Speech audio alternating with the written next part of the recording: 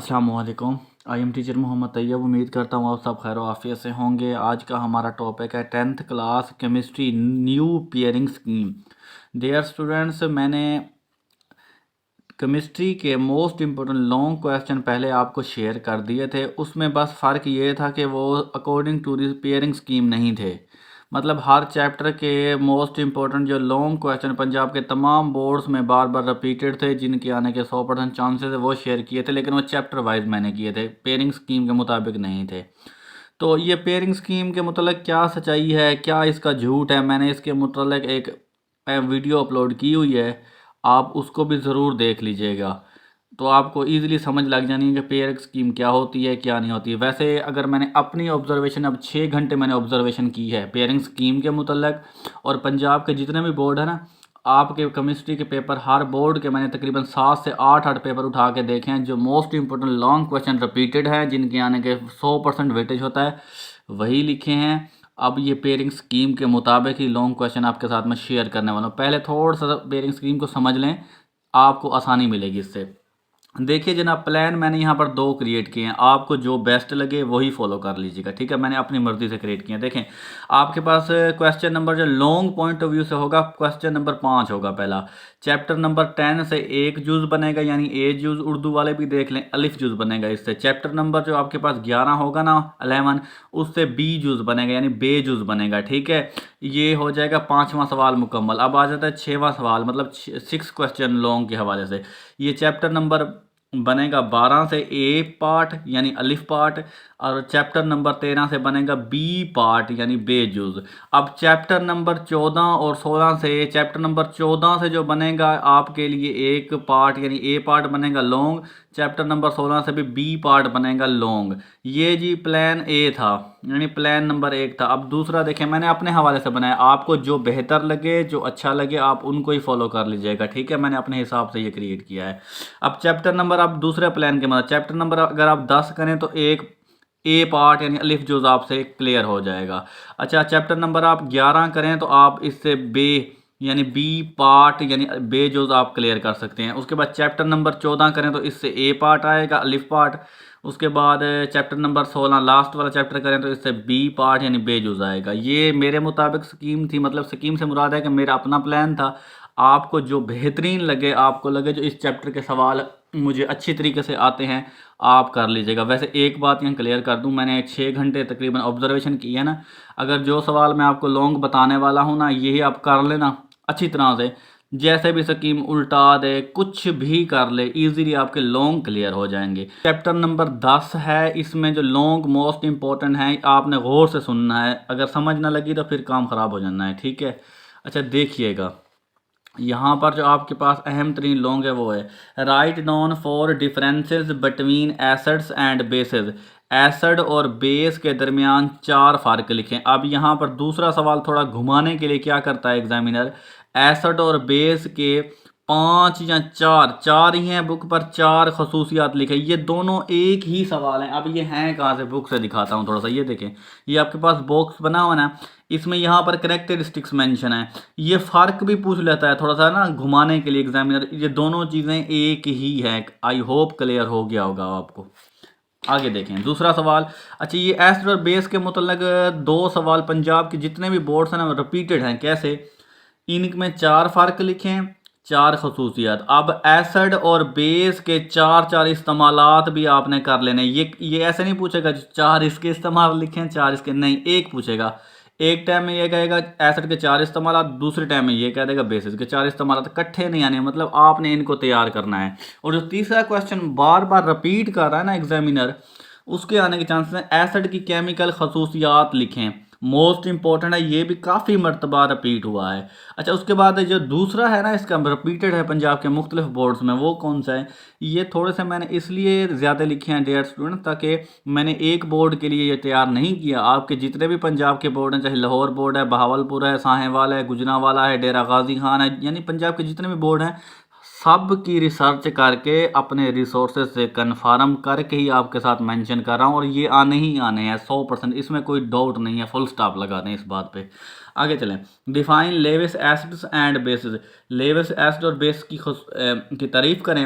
Explain Lewis acid and base with the example, मिसालों के साथ इसकी वजाहत करें, इसका कॉन्सेप्ट लिखें। ठीक है, अब जी आरहेनस का भी है, आरहेनस का भी कॉन्सेप्ट है लेविस एसिड बेस का, लेकिन वो बहुत कम रिपीट हुआ है। अगर हो सके तो कर लीजिएगा, नहीं तो छोड़ दीजिएगा, ये लाजमी कीजिएगा। Acidic and basic salt with the example, most important long question. अगला क्वेश्चन देखिएगा, define the salt, describe it's 4 properties, salt की तारीफ करें, इसकी 4 खसूसियात लिखें। अच्छा, यहाँ पर थोड़ा सा देर गौर रखिएगा, मैं आपको थोड़ा सा साल्ट के मुतलक 3-4 सवाल हैं।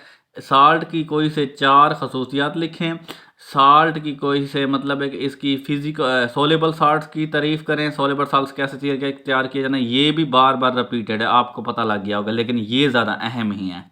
सुनते जाइएगा बातों को, इंशाल्लाह आपको क्लियर होती जाएगी हर बात। आगे देखें, डिफाइन द पीएच, ये 4 मरतबा रिपीट किया हुआ है सवाल। Define the pH, right 3 it's used, pH की तारीफ करें, इसके 3 इस्तेमालात लिखें। ठीक हो गया।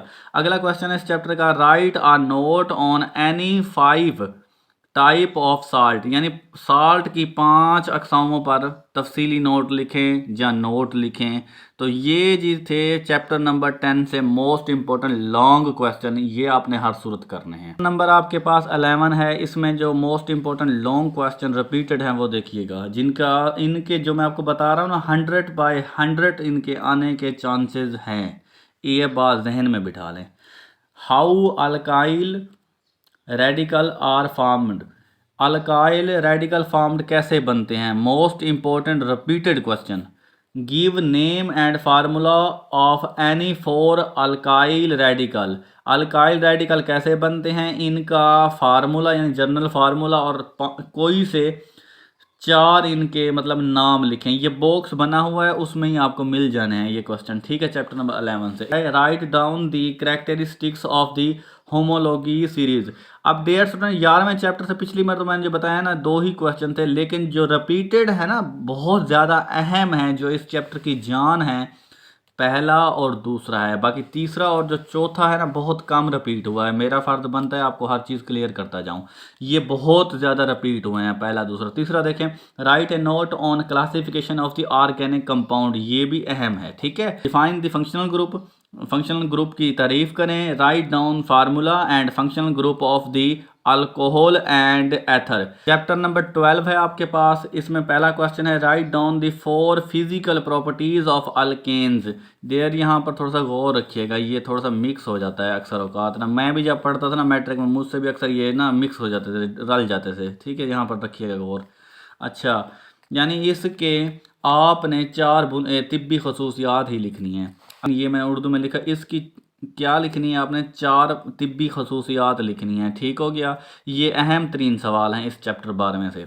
अगला क्वेश्चन देखें, तीसरा, राइट 4 और 5, 4 भी पूछ लेता है 5 भी पूछ लेता है। यूजेस ऑफ एस्टिलीन, या अच्छा एस्टिलीन के 4 से 5 इस्तेमाल है, लेकिन दूसरा इसके मतलब जो इसका कम्बिनेशन रह जाता है वो देखें, एस्टिलीन की ऑक्सीडेशन लिखें। ये 2 क्वेश्चन का बड़ा कम्बिनेशन रहता है।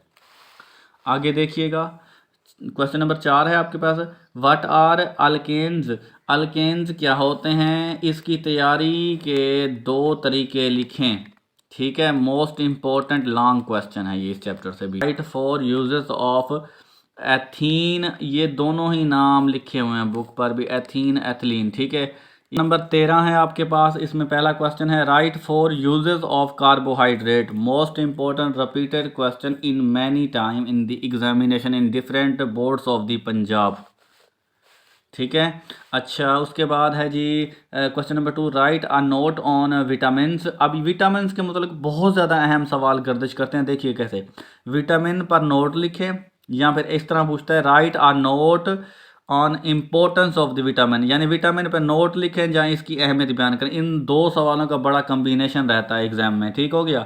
अब तीसरा क्वेश्चन देखें विटामिन के हवाले से, 3, define the water soluble vitamin, water soluble vitamin की तारीफ कीजिए, right note on importance of the vitamin, यानी विटामिन की अहमियत पर बयान करें, यानी सोलेबल विटामिन की तारीफ करें। अच्छा, उसके बाद इसकी अहमियत बयान करें। Number 4, right any 4 sources of the lipids अच्छा, यहाँ पर लिपिड के सोर्सेज भी बाज़ औक़ात पूछता है, बाज़ औक़ात इसके यूजेस पूछता है, बाज़ औक़ात दोनों इकट्ठे ही कर देता है। एक बार 5 है हमारे पास, what are the proteins, proteins क्या होती हैं, यानी डेफिनेशन है इसकी। Amino acid are building blocks of proteins, explain. ये बहुत ज़्यादा रिपीटेड है, पंजाब के जितने भी बोर्ड हैं बहुत ज़्यादा मरतबा ये सवाल आ चुका है, बड़ा अहम सवाल है। मोनोसैकराइड की 4 प्रॉपर्टीज़ लिखें, यानी मोनोसैकराइड की 4 करैक्टरिस्टिक्स बताएं। ठीक है, उसके बाद ये ओलिगोसैकराइड की 1 मरतबा आई हैं, लेकिन वो इतना अहम नहीं है, हो सके तो कर लीजिएगा, नहीं छोड़ दीजिएगा, ये लाजमी कीजिएगा। Write a note on DNA, ये भी तकरीबन 3 मरतबा रिपीट हुआ है। डीएनए पर नोट लिखें, डीएनए से क्या मुराद है, इस तरह भी पूछ सकता है, डीएनए से क्या मुराद है, इस पर जामे नोट लिखें। चैप्टर नंबर 14 यानी 14 चैप्टर है आपके पास। इसमें पहला क्वेश्चन है, define the pollutants, write the difference between primary and secondary pollutant. Most important dear student, ये बहुत ज़्यादा अहम तरीन सवाल है, बहुत ज़्यादा रिपीटेड भी है। Right characteristics of the troposphere, troposphere की खसूसियात लिखें। अब यहाँ पर ये सवाल जो है ना 3 मरतबा रिपीट हो चुका है आपके पेपर में। ठीक है, अब आ जाते हैं जनाब, इसके बाद आपके पास क्वेश्चन नंबर है इसका 4, define acid, acid rain and for its uses. अब ये डियर स्टूडेंट मैं आपको यहाँ पर ये क्लियर करूँ, ये सवाल पहले कभी भी बोर्ड में नहीं आया, मेरी निगाह से नहीं गुजरा, लेकिन अब ये उन्होंने स्कीम में ये लॉन्ग जो ऐड कर दिया है ना, चैप्टर नंबर 14 से स्कीम जो उन्होंने बना दी है, तो इसका ये आने के चांसेस अब हैं। एसिड रेन की तारीफ़ करें, इसके कोई से 4 असरात लिखें, ठीक हो गया, आने के चांसेस हैं। उसके बाद ये रिपीट हुआ है, 2 मरतबा रिपीट हुआ है यह question. Define the ozone hole, ozone hole की तारीफ़ कीजिए। Write down effect of ozone duplication, ozone की तारीफ़ कीजिए, इसके ओजोन डुप्लीकेशन के कोई से 4 असरात लिखें, या असरात 4 याद कर लीजिएगा, काम हो जाना है।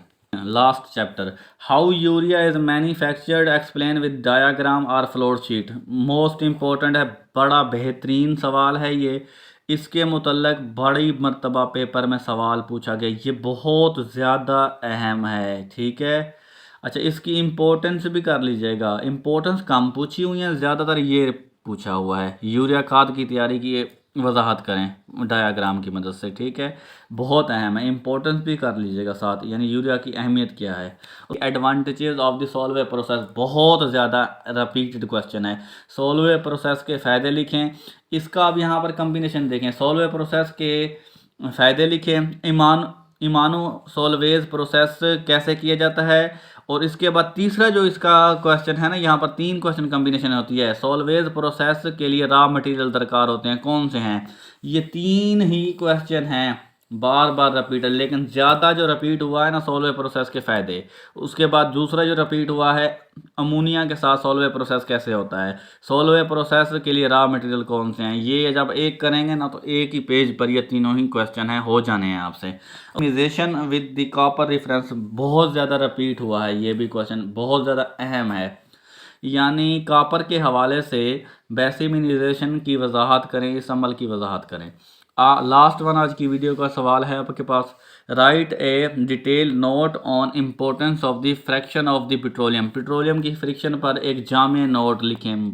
तो डियर स्टूडेंट, मेरी तरफ से केमिस्ट्री के हवाले से आपके लिए बेस्ट ऑफ लक, इंशाल्लाह अल्लाह ताला आपको ज़रूर फ़तह याब करेगा।